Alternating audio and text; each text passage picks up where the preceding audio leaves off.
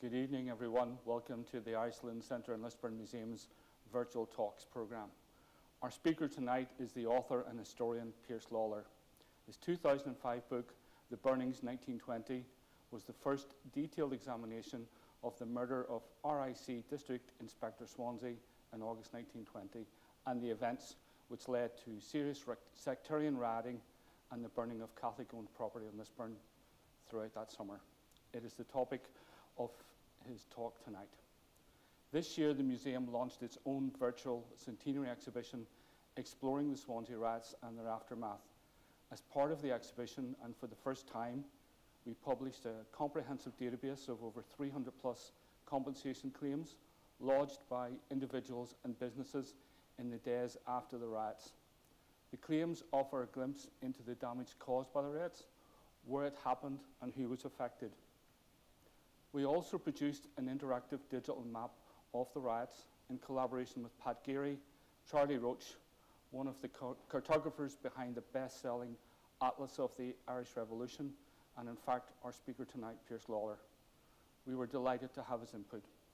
I would encourage you to explore the exhibition, database, and interactive map at lisburnmuseum.com/Swansea. Finally, there has been a great deal of anticipation for this talk, and much like last week's lecture, we are joined by visitors from far and wide, including the UK and Ireland, Australia, and North America. I know a number of individuals whose families were linked in different ways to the events of late August 1920 have tuned in tonight, and you are all very welcome. I hope that you can make use of the chat function on our stream tonight. We will pose your questions to Pearse during the Q&A after his talk. Without further ado, please welcome Pearse Lawlor.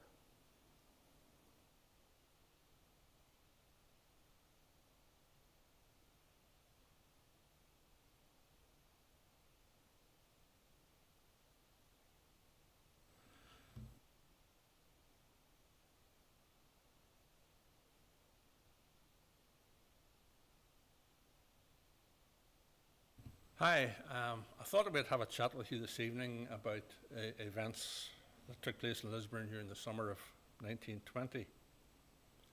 I did some research on these events for a book which was published a few years back.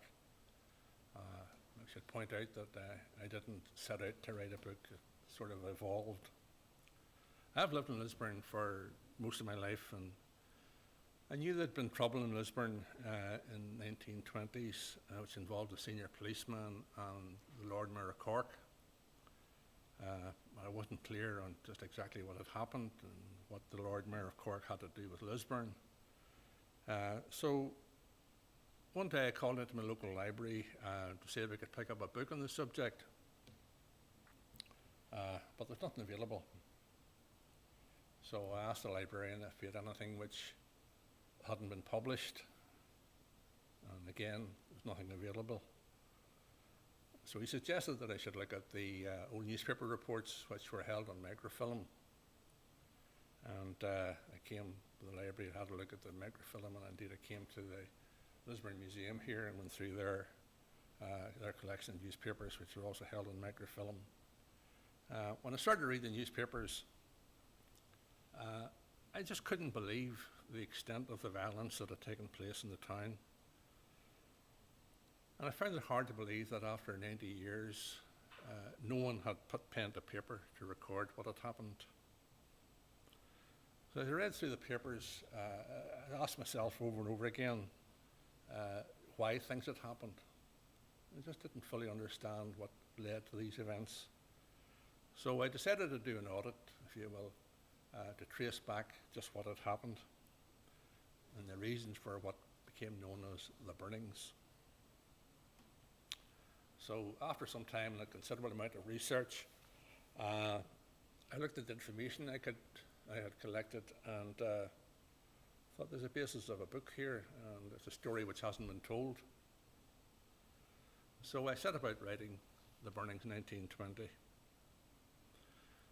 It was published about the same time as another book by local author Glenn Patterson. He had published Once Upon a Hill, a humorous story about his family. It included events of Lisburn in 1920. So you wait for almost 100 years for a book on the subject, and then two come along. The story about what happened in the burnings, I suppose, starts in India with a guy called Gerald Bryce Ferguson Smythe. Gerald was born in the Punjab region of India. His father, George, was the British High Commissioner for the area. His mother was Helen Ferguson. Both were from Banbridge, and both families were in the linen industry in Banbridge. And as happened in those times, the children of the family were sent off to England to be educated. And when Gerald was born, he was raised in the Punjab area, but he was sent off to Shrewsbury in England to be educated. He was later tutored by a man from Lurgan. He was the headmaster of Lurgan College, a chap called Kirkpatrick. And incidentally, he had also tutored C.S. Lewis. So this was Gerald Bryce Ferguson Smythe. His father died quite young, so the mother came back to live in Banbridge along with his brother Osbert. And as Gerald grew up, he chose to have a career in the army. And he had distinguished service in World War I. He was mentioned in dispatches 8 times and awarded the DSO twice. So he was a war hero. And it was at Royal College later on, the Staff College later on, that his potential was recognised by Major General Hugh Tudor. Now, at this time, after the war, the war in independence in Ireland was intensifying, and at this stage, the British had largely lost control of the situation, and attacks on policemen and police barracks were increasing and becoming more frequent, and RIC casualties increased.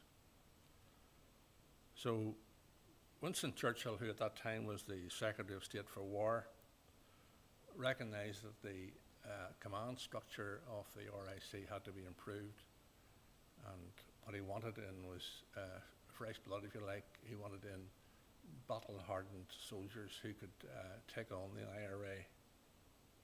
And one of the first moves he made was to appoint his friend General Tudor as police advisor for Ireland, effectively taking control of the RIC. Churchill and Tudor would later go on to create the Black and Tans and the auxiliaries. And looking back on it, this was based on British policy in India. Now, you have to ask yourself, how did a country as small as England manage to control the millions of people in India? And the answer was plain and simple. It was through fear. And the best example of that was in the previous year, in 1919, thousands of Indian people got together as a peaceful protest in a place called Amritsar. And the British feared that this was the start of an uprising. So they sent in the troops. And the troops were controlled by 2 individuals, both actually from Ireland, General Dyer, and he was the man in charge of the operation. And the soldiers were brought in, and without warning, they opened fire on the thousands of Indians who had gathered in a peaceful protest. So hundreds were shot dead. No one really knows the exact number.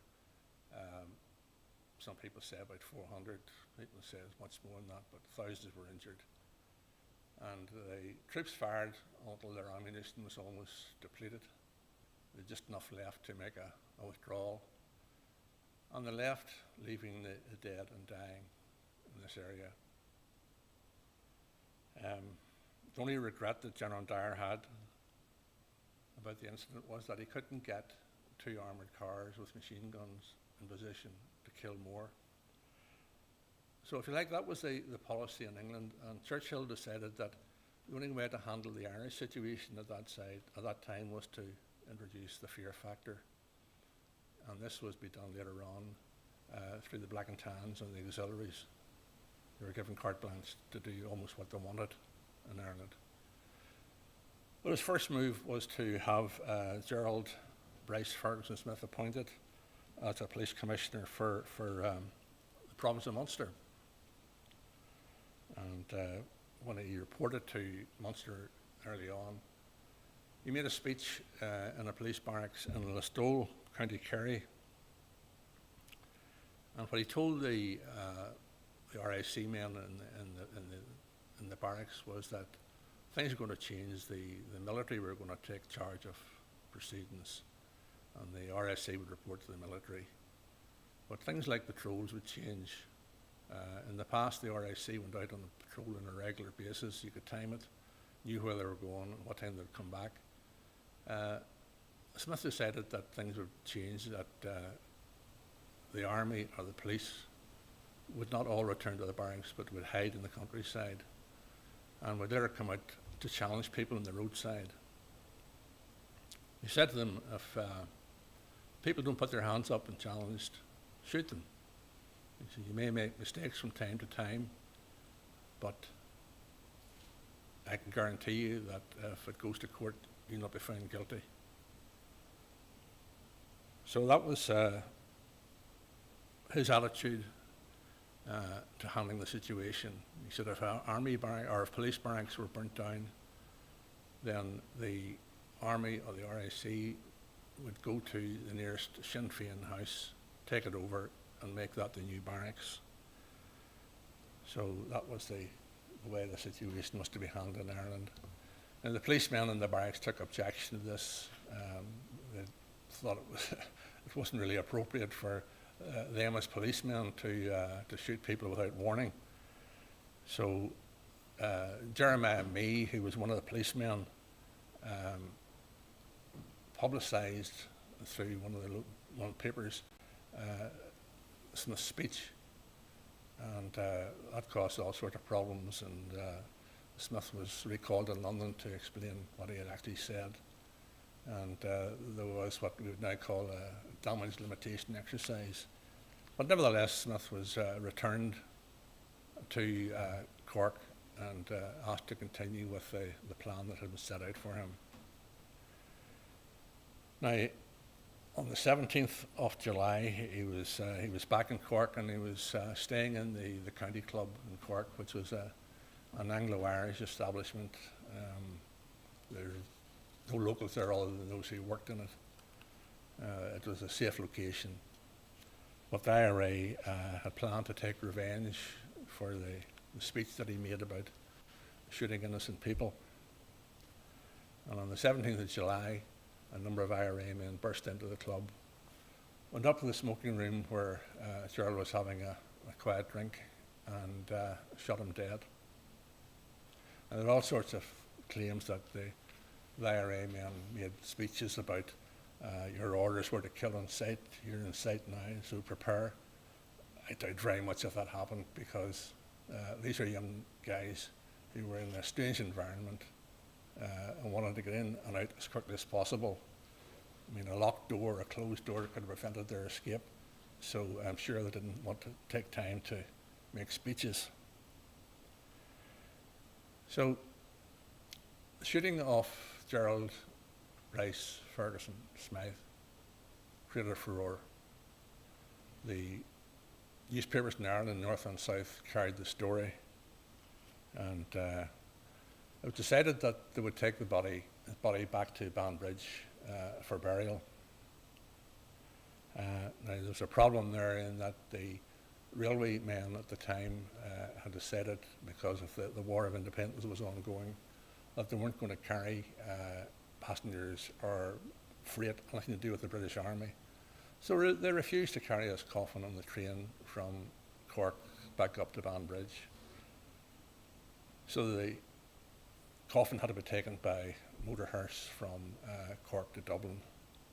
And then in Dublin, the coffin was loaded onto a train which is manned by Protestant crew, engine, driver, fireman, guard, and then taken to Banbridge for burial. Now, the burial was one of the largest ever seen in Banbridge. It stretched the whole way through the town, through the cut, right out to the cemetery on the Newry Road. It was very peaceful, very dignified. But later that night, after people had been to the bars and had a few drinks, stories started to circulate about a Catholic shopkeeper who hadn't lowered the blinds for the funeral. Someone said they heard the soldiers' song when sung in the town. So with a drink on board, the violence started. And the violence was quite severe in Banbridge. Shops were looted, places were set on fire, and indeed one young man, William Sturrett, was shot, apparently by a ricocheting bullet, as a guy called Dan Monaghan, I think it was, tried to protect his shop and home from being burnt. So the violence in Banbridge was quite severe, and it spread from Banbridge to Dromore, Hillsborough, and eventually into Lisburn. So on Saturday, the 24th of July, there was an attack made in Lisburn. What happened there was that a number of men in formation marched up into Market Square, and after singing a few verses of Dolly's Bray, said, right, lads, get stuck in, and they started to attack the Protestant or the Catholic houses in the Market Square area. They moved immediately then down to the Ancient Order of Hibernians Hall, which was in Leadenhall Street, and attacked that. But the caretaker, a guy known as Yankee Bill, he stood in the doorway and threatened to take on any man that wanted to approach him. Nobody did. Just stones were fired at the building and windows were broken.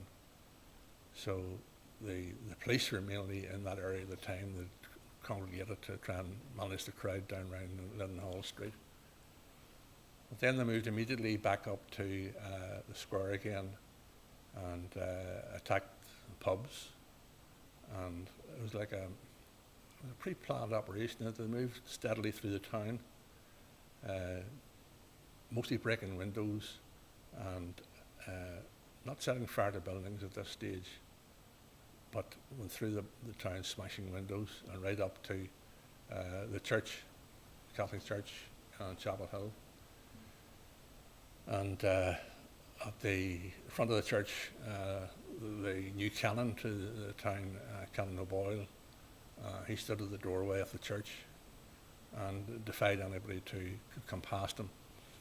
As a matter of fact, it's claimed that he said he would put a curse on the first man that tried to come past him.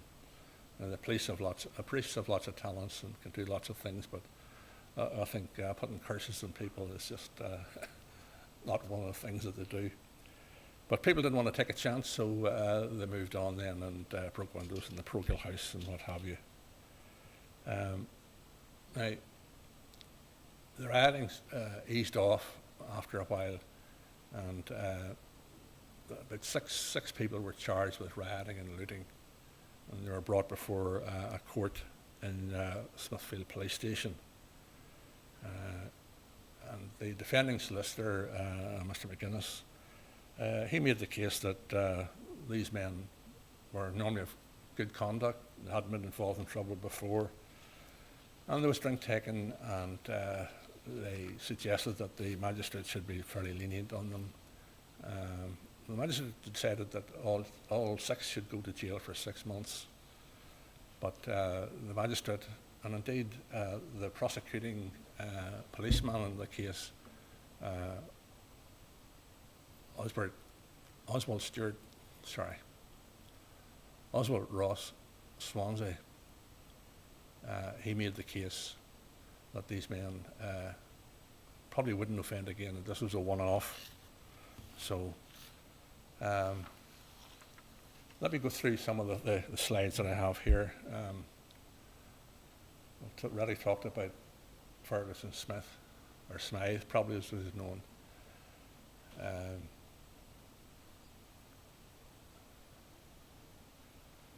Who was District Inspector Swanzy? Swanzy, he was born in Castleblaney, County Monaghan.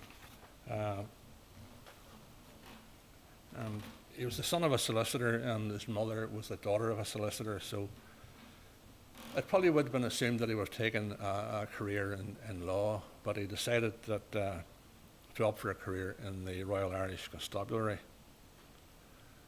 And as a district inspector, he served in a number of towns, from Swan and Bar in County Cavan right down to Limerick, Carlow. And in 1916, he was appointed as district inspector for North Cork, north of the River Lee. The strange thing about Swansea was that in all his postings he was accompanied by his mother and his sister Irene. They found accommodation in Cork in a private hotel on St. Patrick's Hill, which is a short distance from his barracks, which was at King Street. So arriving in Cork in 1916 probably wasn't the best time to take up a posting. With the Easter Rising 1916, there was some trouble in Cork. A group of men led by Thomas McCurtain wanted to partake in the Easter Rising, but because of conflicting instructions coming about the Rising, some saying it was on, some saying it was off, they never did go to Dublin. And as a matter of fact, they ended up staying in the Volunteers' Hall in Cork, and they were captured there, and they negotiated their way out. They agreed that they would hand over their weapons if they were allowed to go free. And this was all done through the Catholic bishop in Cork at the time. They were allowed to go free, did hand over their arms. But a short time later, they were all arrested and shipped off to an internment camp in Frongoch in Wales. So at this stage of the game, Swansea felt that he had the measure of McCurtain and his followers. However, those in turn were released in December that year. McCurtain just making it home in time for Christmas Day. And McCurtain was still considered to be a threat because he organised parades and protests, all led by bands. So Swansea's answer to that was to go to the hall that the band used, along with some selected RIC officers, and wrecked all the musical instruments. And they led into everybody that was in the hall. So a lot of sore heads after that. That was Swansea's way of dealing with the matter. McCurtain was then sent off to England along with some other men. He was sent to Ledbury, and he was ordered to remain there for no specified time. But of course, in a few months he was back again, and the attacks on police and what have you started to increase around this time. And so for Swansea, McCurtain was probably his number one enemy. By 1920, McCurtain, he was the commanding officer of the number 1 Brigade of the IRA in Cork City and County. And he also had been elected as Lord Mayor of Cork.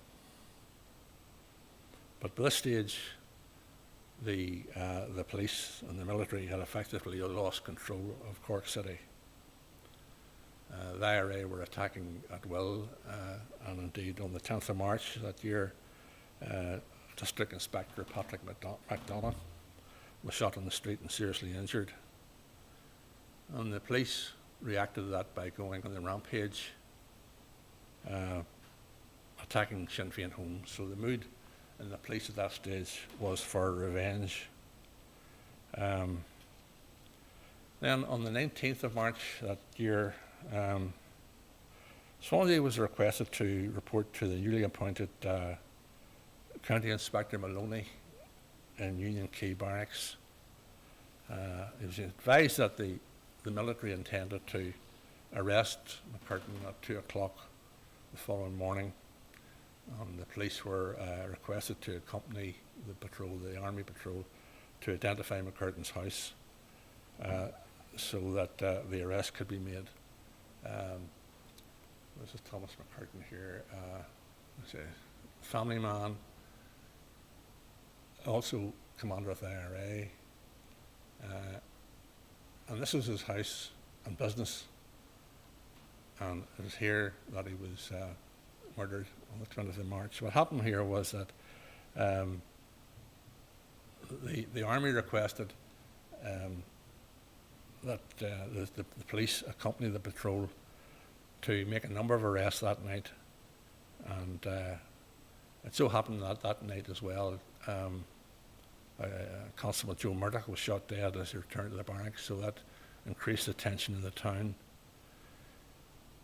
So that evening, early that morning, a lorry with 20 soldiers on board left Victoria Barracks in Cork to pick up the police from King Street Barracks. And this is all very strange because Thomas McCurtain's shop was clearly signposted. It would be impossible not to find where he lived on Thomas Davis Street. And the other thing was that there was a police station about 10 yards from his shop and his house. So why were 20 soldiers sent from Victoria Barracks on a circuitous route down to King Street to pick up 3 RIC men to go back up to Thomas Davis Street? And indeed, if the plan was that they were to arrest a number of people that night, where were they going to put them? Because a lorry with 20 soldiers on board and 3 policemen didn't leave much room for people who were to be arrested. So whenever the police or when the army patrol arrived at Thomas Davis Street, they found a lot of people on the street, and they discovered then that McCurtain had been shot about an hour earlier, and he'd been shot by people with darkened faces. Apparently that cork rubbed their faces, and it was generally accepted that the people who had done the shooting were RIC men, and that they had come from the barracks that Swansea was in charge of, the King Street Barracks. So subsequent inquest was held, and it was claimed that Swansea had been implicated in the murder of McCurtain, along indeed with others who included the Prime Minister, Lloyd George. Really what they were saying was that the state was implicated in this murder. There's certainly evidence that the police were involved in that. Policemen had sealed off the area around McCurtain's home that evening, and the policemen who came, or the people who came to the house, knew exactly where to go, because McCurtain's house had been raided so many times by the police. They knew exactly where to go, which bedroom to go to, because McCurtain lived there with an extended family, so they knew exactly which bedroom to go to. And so McCurtain was shot dead that morning about 1 o'clock. Now after that, the police in Cork became the targets for the IRA even more so, as the IRA started to seek revenge for what had happened. And indeed 2 policemen were shot as they finished their shift in Lower Glanmire Road Barracks. They were just getting on a tram when 2 IRA men on the tram shot them dead. So the writing was on the wall, I suppose, for Swansea, and it was decided that he would be transferred from Cork to Lisburn, which was regarded as a safe area. So Swansea left Cork, and he left by train, and he left some of his luggage to be forwarded later on. Now, at that time, the IRA kept a close watch, as indeed did the RIC, on the comings and goings at railway stations. And I was wondering who this man, this well-dressed man, was in a bit of a rush to leave Cork, and apparently they found his initials on a hat box. Oswald Ross Swansea, ORS, and they put two and two together and they reckon that's who it was. So Swansea, he didn't want to be hindered by his luggage, because in those days, well, still the case, if you're travelling in Cork to Belfast, for example, you have to change railway stations to Dublin, so he didn't want to be weighed down by his luggage travelling across the city. So he arrived in Lisburn, and his opposite number, the existing DI in Lisburn, was still in service at that time. He hadn't been transferred at that time. So Swansea decided to take a short break, and he went to the Isle of Man for a bit of a holiday. And while he was there, he wrote a letter to his sister, who was still living in Cork. And the letter was one of those that was intercepted by the IRA at the railway station. And in it he said that he had been followed to the Isle of Man, and some of his friends had been seen there and had been taken care of by the Manx police. Now, there's no way of confirming this, because all the Manx police records in that area were destroyed when they moved to a new headquarters some years ago, so that can't be confirmed. But it indicated that somebody was watching Swansea from a very early date. He then was posted down to Downpatrick for a short period of time. And while he was in Downpatrick, there was a plan to shoot him, and coming out of Downpatrick police station. But the assassination attempt was set up on a stormy wintry night, and 3 policemen came out of the police station with their hats on and their coat collars turned up. And as was fashion in those days, all the policemen were wearing moustaches, so it was very difficult to distinguish who was who. So the potential assassin decided not to bother, and Swansea continued. Then the plan to kill Swansea, which had been authorised by Collins in Dublin, was set in place. Sunday the 15th of August was the date set for his assassination. The plan was that a group of IRA men, some from Cork and some from Belfast, would hire a taxi and asked to be taken to Stonyford, which was regarded as a Protestant area, and so as not to arouse any suspicions. And the taxi travelled from Belfast up through the Hannistown Hill, and at some stage on the hillside, armed men stepped out and hijacked the taxi, and a young guy from Cork who was able to drive was ordered to take over control of the taxi and drive into Lisburn, but a young guy called Jack Cody.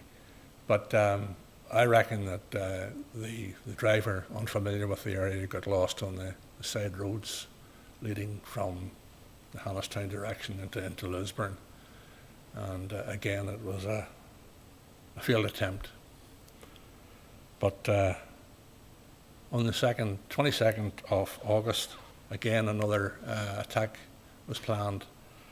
And this time, again, it was to be made with a taxi. But the taxi driver this time would be an IRA man called Sean Leonard.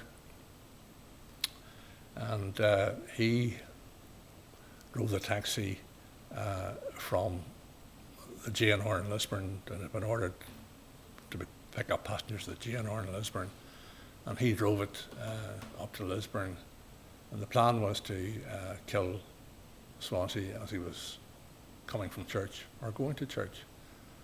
Now, a strange thing here is that I think that either the assassins got their timing wrong and they arrived too late, or Swansea didn't go direct to church as is planned, because we know that on this particular Sunday morning, instead of coming out of his house and turning right to head up towards Market Square, he turned left to go down to the Railway Street Barracks to speak to the officer in charge, the duty officer, for whatever reason, we don't know.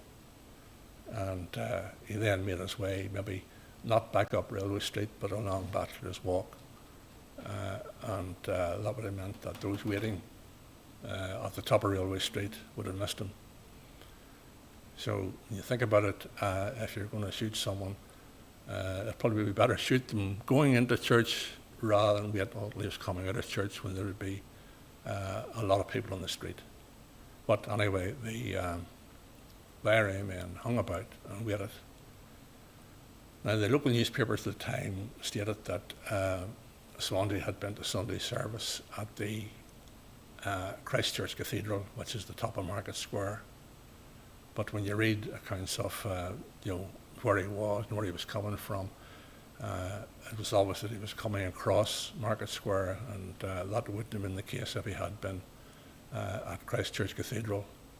Now, there's another church in Lisburn also called Christchurch on the Hillsborough Road, and it was reckoned that he had been to that church, although some people, some locals at the time, would say that he hadn't in fact been to church, but he was having a quiet Sunday drink and came back home mixing with the crowd that was coming from, the congregation that was coming from Christchurch on the Hillsborough Road.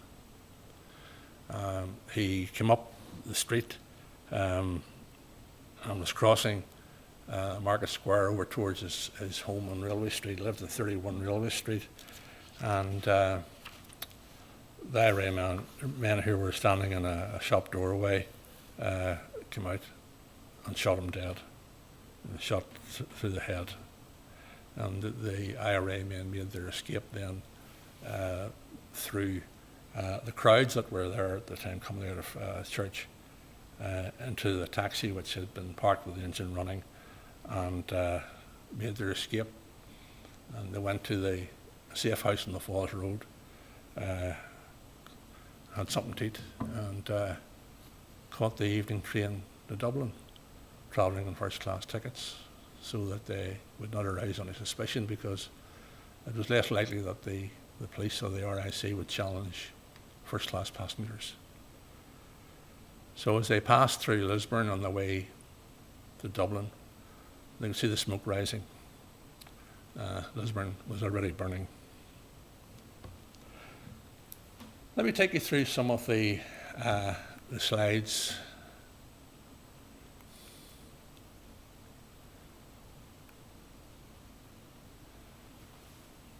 Swansea, I should say, was buried in Mount Jerome Cemetery in Dublin. There wasn't a great crowd at his funeral procession from his home in Railway Street down to the railway station. The coffin was loaded onto the guard's van of the Dublin-bound train, and as far as Lisburn was concerned, that was the end of Swansea. And these are the Swansea graves where he and his mother lie today.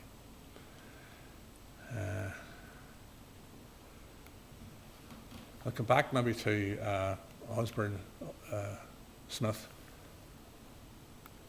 later on. But just go through those slides here just to show you just what actually did happen and where things happened.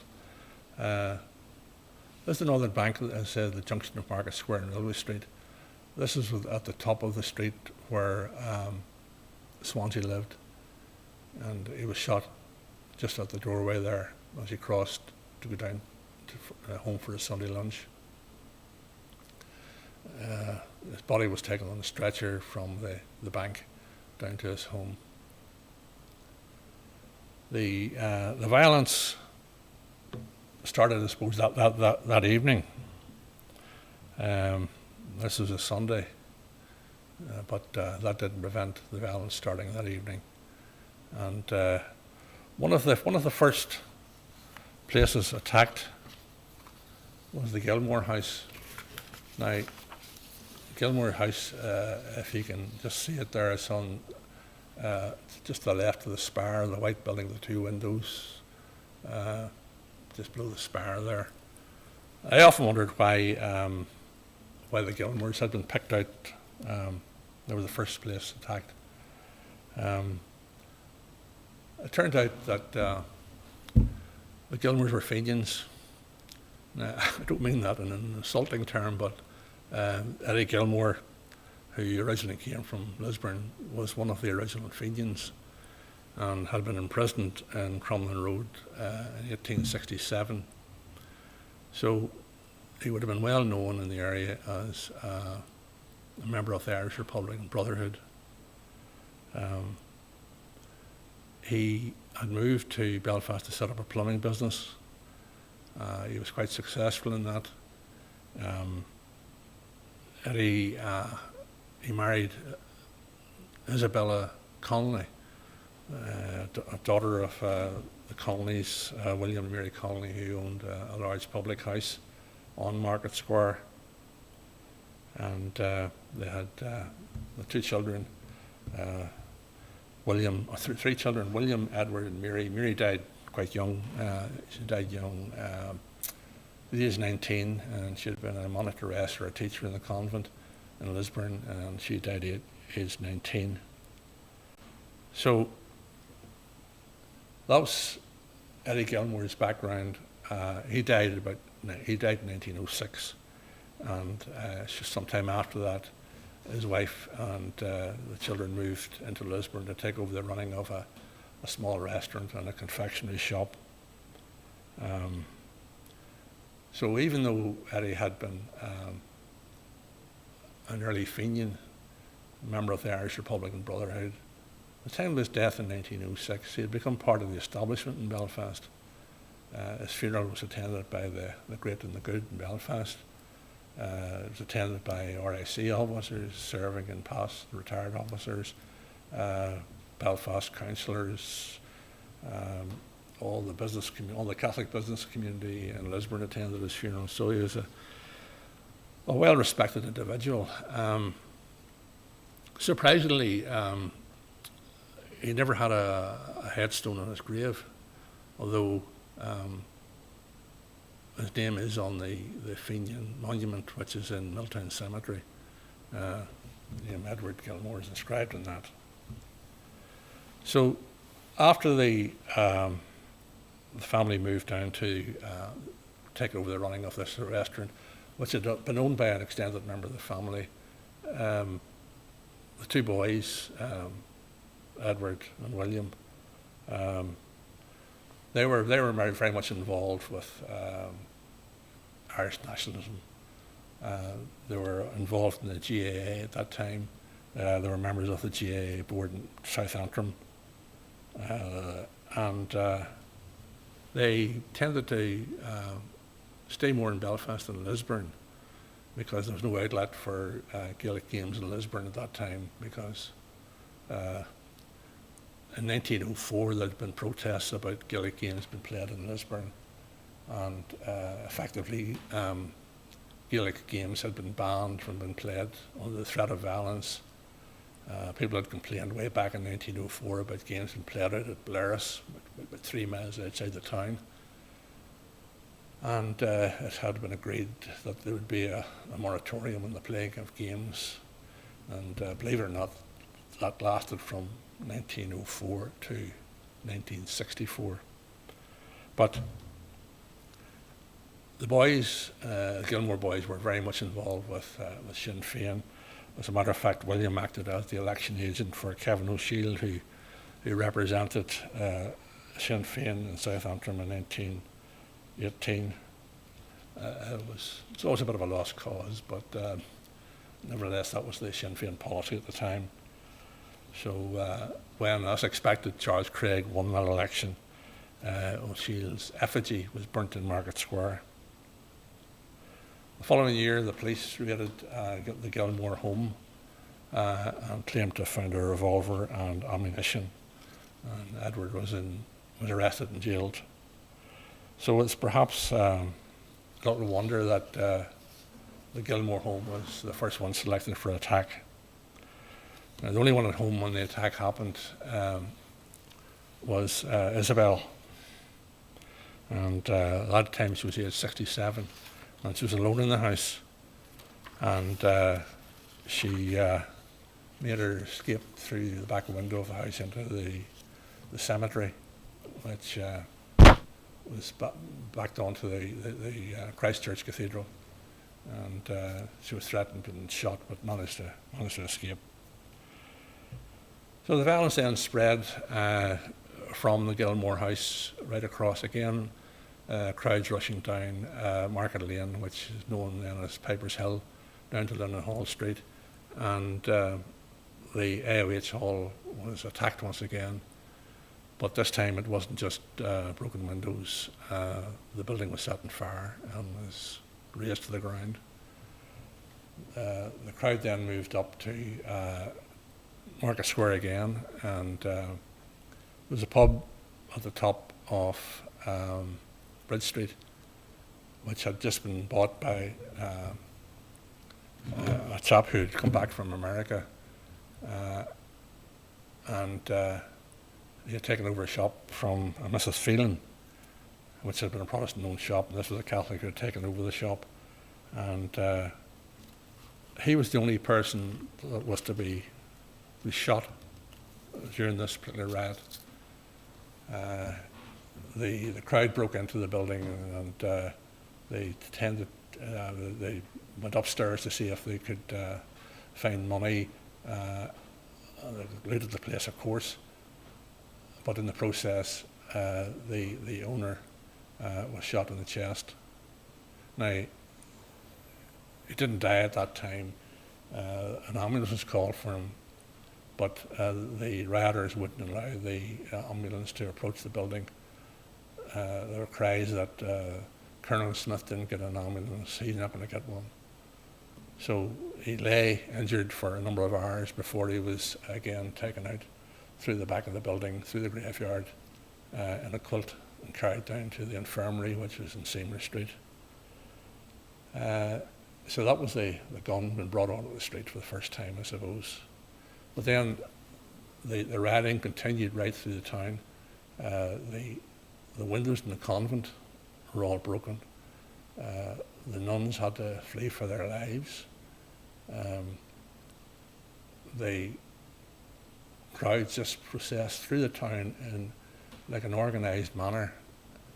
All the Catholic pubs were attacked, looted and burned. And on the left-hand side of this particular slide here, you can see Tom Brown's pub, where the kids are standing there, and the gap in the building is where O'Shea's China hardware shop was. Market Square, there was a large shop owned by Edward Donaghy, who had a boot factory in the town that was also destroyed. Edward Donaghy was a JP at the time, and he provided employment for about 100 plus, well, more than 100 people in the town in his boot factory and his retail shop here, but it was destroyed. So hundreds were put out of work. There's another shot of the shop in Market Square. Donaghy lived on the Pond Park Road in Lisburn. Matter of fact, his house is still there. And it's without doubt one of the best locations in Lisburn. The view from the house across the Laggan Valley away to the Mourns is absolutely spectacular. But that was at least in his mind then, so this was a shop burned to the ground. Bow Street came under attack, and it was said at the time that it was impossible to walk down Bow Street because of the flames coming out from both sides. The shops, buildings were burned. Market Square and Bridge Street, Phelan's old pub, you see, is between the two awnings there on your left-hand side, and on the right-hand side, where the little girl with the basket is, was a butcher's shop. That was burnt down by a guy called Golder Gilmore, who lived a short distance away. He was employed in the shop, so effectively he was put himself out of work. The flags that you see flying were not for the 12th of July. They were to notify that the shops or the buildings where the Union flag was flown were Protestant owned and were not to be attacked.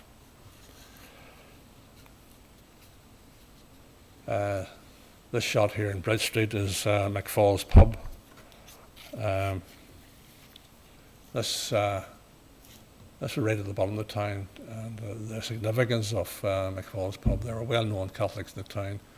They had a couple of pubs, a funeral business, and indeed this was one of the early places where the AOH met way back in the early 1900s.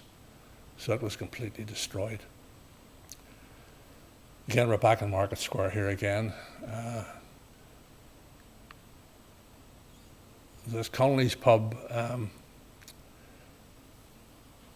Isabella Connolly, she was one of the Connollys. She was the one that married Eddie Gilmore, and another daughter had married O'Shea, who had a shop across the street. As you can see, the place was completely destroyed. And along with it were lots of antique furniture, so it was a great loss to the family. The family eventually moved from Lisburn into Belfast and then relocated to a nice area in Dublin. Just to go back to that one again, the only evidence that you'll see of this site in Lisburn, if you can just look at the 3 windows at the top there, you can see a beam going across. That beam is still there today. That charred beam is still there, and it's a relic of just what happened in Lisburn at that time. The Venice butcher shop again in Bow Street, and next to it was Reed's, which was a clothing shop, totally destroyed. There's a general view of both streets which give you some idea of the total destruction that had taken place. A lot of people, when they see this photograph, look at the figure on the left and say, well, things can't have been too bad because here's a nun walking down the street. But in fact, it's not a nun. It's a Red Cross nurse. I asked a nun from the convent in Lisburn if it could have been a nun. And she said no. The reason, 2 reasons. One, the hemline is too high. Nuns wore their dresses right down to their shoes. And secondly, nuns did not go out on their own in the streets. It was always accompanied by another nun. So there you go.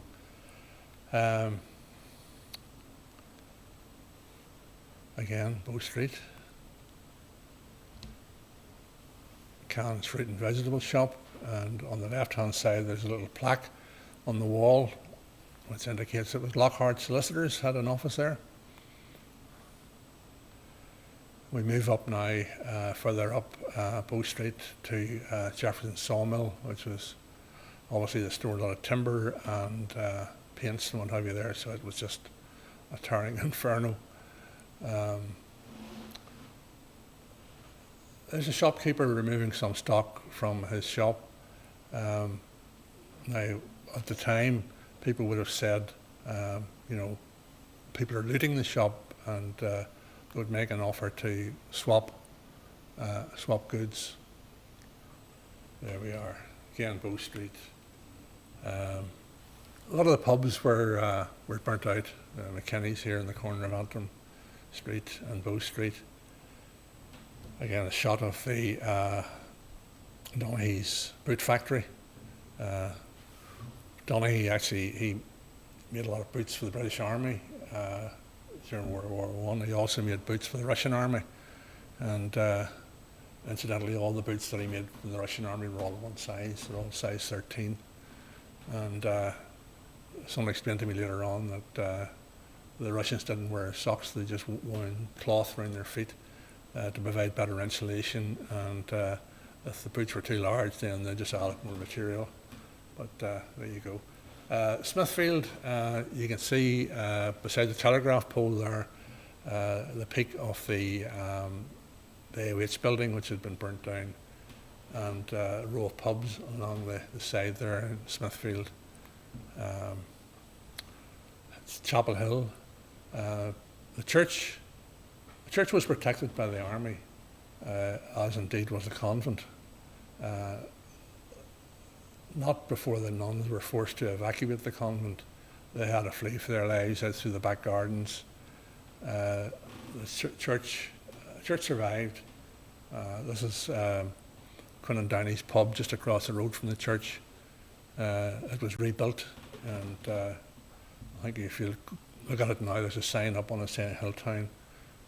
Maybe the date's on it, 1920, but it was rebuilt at that stage. The only pub that survived, the only Catholic pub that survived, was Lavery's pub on Chapel Hill. And it's still there today as the only surviving pub from that era. The reason why it survived was that a local bookmaker named Jack McKee had a room in the pub and said he was going out with one of Lavery's daughters, and he had a revolver, and he stood at the doorway and threatened to shoot the first person that wanted to cross the threshold, and nobody took up the challenge. Mooney's pub was called the Empire Hotel, although it hadn't been a hotel for a number of years, but it was completely burnt to the ground. That's it after it's been demolished. Again, more pubs on Longstone Street destroyed. Procol House, off the Longstone Street, it was, as you can see, totally gutted. In the photograph there, you can see just to the left of the Union Jack, there's a man standing there with a rifle, and to the right, there's a woman carrying two hammers. So that just gives some indication that people were quite happy to be seen with a rifle and hammers and what have you. This is the convent, the soldiers and guard outside the convent, and they say the nuns had to evacuate. And again, another shot just looking down Longstone Street. You see the burned out houses on the right hand side. Those houses that were in a terrace, there was a risk that the fire would spread to all the houses. So in some cases, houses were looted, the furniture was dragged out onto the street and set on fire. Clenihan's home, this is out the Causeway End Road area. Hugh McClanahan was a farmer and owned quite a lot of land around the Causeway End area, and it's stretching right into Lisburn down to the Antrim Road. And you can see he was a fairly well-to-do farmer, and that was completely destroyed. County Down Arms out on the Hill Hall Road, completely destroyed. So that's really a quick run through some of the scenes of the time. Just say something about what happened to Irene Swanzy. Irene, of course, was Oswald's sister, and herself and the mother, they left for Dublin. They couldn't stay in Lisburn any longer, and they had deplored the violence, that called for no reprisal after Swanzy's death, but all that was ignored. They erected a plaque in Christchurch Cathedral, which is still there today, and Swanzy's mother, she died in 1922, probably of a broken heart. Just so serious. Irene moved from Dublin to England And one of the last of that Swansea lines is they had a lot of land around Cavan and Monaghan. They sold off the land, and with the compensation that the family had received for the shooting of Oswald Swansea, Irene went on a world tour, and she chose as her travelling companion a widow from Ballymena who had moved from Ballymena to Dunleary in Dublin. Her husband had been in the wine and spirit business in Ballymena, and she had moved down to Dublin because there was also trouble in Ballymena at this time. But Irene and this lady went round the world, and she may have been influenced by Irene's cousin Mary Swansea, who was a famous painter and had visited islands in the South Pacific. So Irene went along later on to India and then down to across the South Pacific. And she had met a chap called Wilfred Wise, and she ended up marrying him.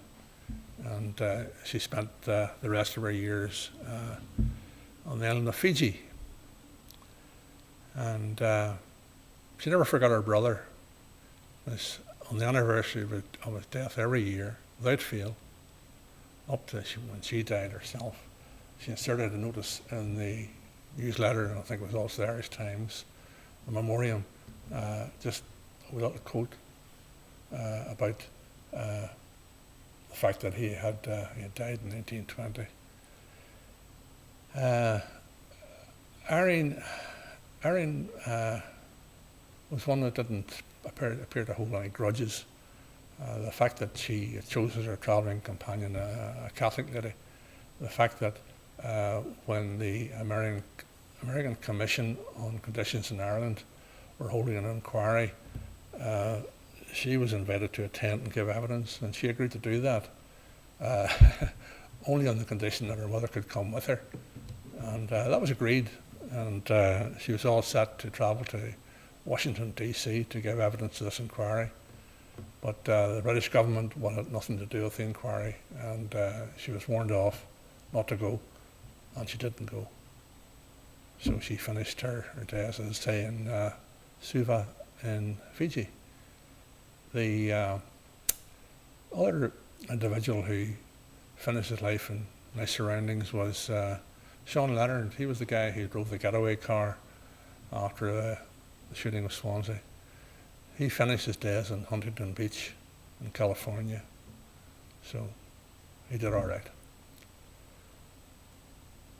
So there we have it, really. That's I'll just bring it to an end there, and I hope you find that interesting. Thank you.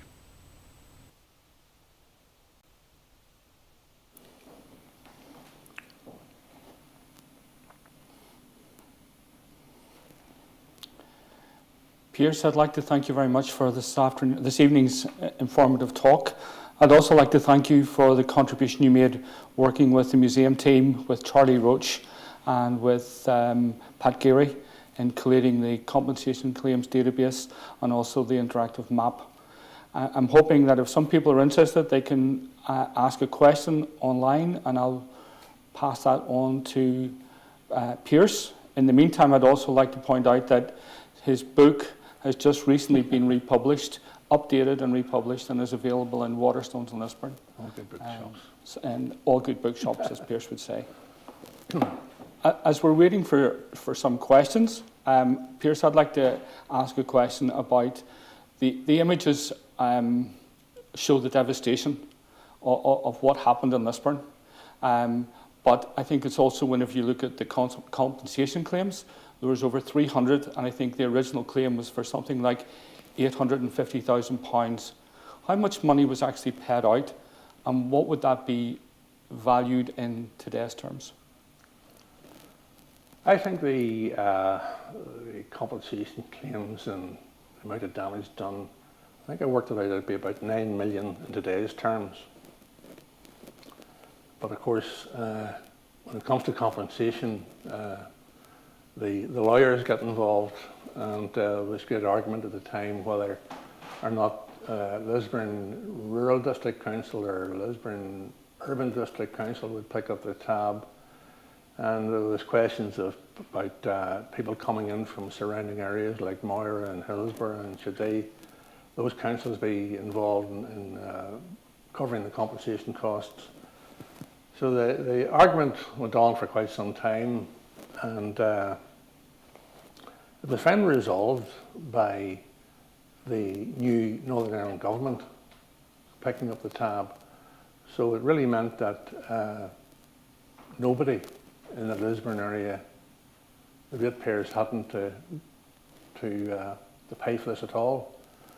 And I think maybe that encouraged further violence the following year, because people got away with violence in 1920, and 1921 they thought they'd finished the job. But by that time the RUC were in place, and they literally hit the violence on the head and stopped it. There was further violence in the 1930s. But yes, the fact that the government picked up the tab meant that nobody in Lisburn, none of the ratepayers, had to pay anything in this respect. Okay, thank you. Mark McMullen has asked the question, were all the businesses that were damaged Catholic owned? For example, Jefferson Sawmill's Reed shop, were they all Catholic owned? No, there was a lot of collateral damage. A lot of pubs, building or shops that were beside Catholic shops also suffered damage. So the rioters tried to reduce the attacks on accidental damage to Protestant-owned shops and buildings. In the case of attacks on terraced houses, the houses weren't set on fire, but the furniture and belongings were taken out into the street. What was valuable was looted, and the rest were burnt in the street. So, yeah, some Protestant shops and buildings were burnt as well. Yeah. Okay. Martin has asked another question, which is, were there any pubs owned by Protestants? Oh, yes. No, the Catholics hadn't got a monopoly on the pub business in Lisburn. Yeah, there are quite a few, yeah. There's a big pub beside Connolly's pub, which I showed a slide off earlier on, owned by Maxwell, and I forget the other name of the owner, but it suffered damage. The windows are broken and what have you, but it wasn't set on fire. But yes, the pubs were damaged as well, yeah. It's 15 years from you had your book published. We were reminiscing about the book launch just before tonight's talk. I couldn't believe that. Have you seen a growing or increased awareness of the events of August 1920 since then?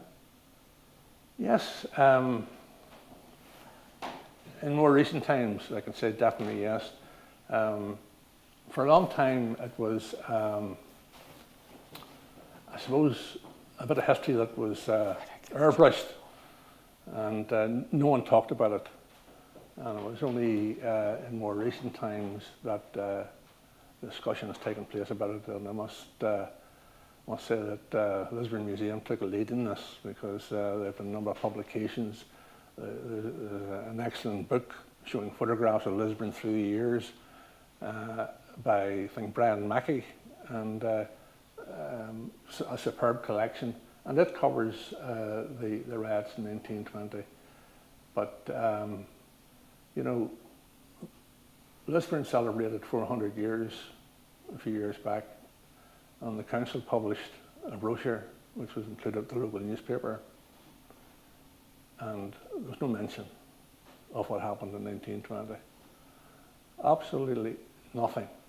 I think the Catholic community in Lisburn got a one-line mention in that brochure, but yeah, it was it's something that wasn't talked about. As I said earlier on, no one had written about it. I expected historical societies or what have you to print something about it, but nothing was printed, so it had been forgotten. Maybe on purpose, I don't know, but it's been forgotten. Okay. I've got a question relating to the fact that the Great Fire of 1707 is remembered in Market Square. Do you have a view on whether there should be a monument relating to the riots of the 1920s? I think there's enough monuments about the place now. Yeah. No. Pass on that one. Another question is, do you know anything more about the rioters? About the rioters? Not really. Although the people who were named, there was a lot of members of what became the special constables had been arrested, and their names are recorded. But just a few of those names. I mean, there were quite a lot of people involved in the riots, but those people were identified and were to be prosecuted.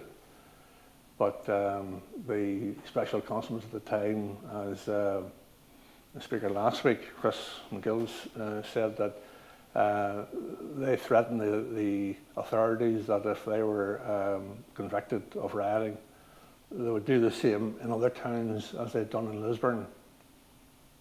So the government caved in and they weren't charged. So again, they got off scot-free. Okay. So. Alan Elder has asked, were the burnings organised or just a reaction to the assassination? The burnings, I think, had nothing to do with the assassination of Swansea. The burnings took place following prearranged attacks on the Catholic community in the shipyards in Belfast at the time of the Ferguson-Smythe thing. And it was just a follow-on from that. This was the spark, if you like, that lit it. But it was going to happen anyway, I reckon. Okay. Our last question relates to, is from Hibernia Landscapes, and it relates to, at the top of Bow Street, there was a series of shops owned by Tollerton. All of the shops, including Adair's paint shop, were burned except Hagen's sweet shop. How did it survive? I don't know. Sorry, I just don't know that one, the answer to that. Okay.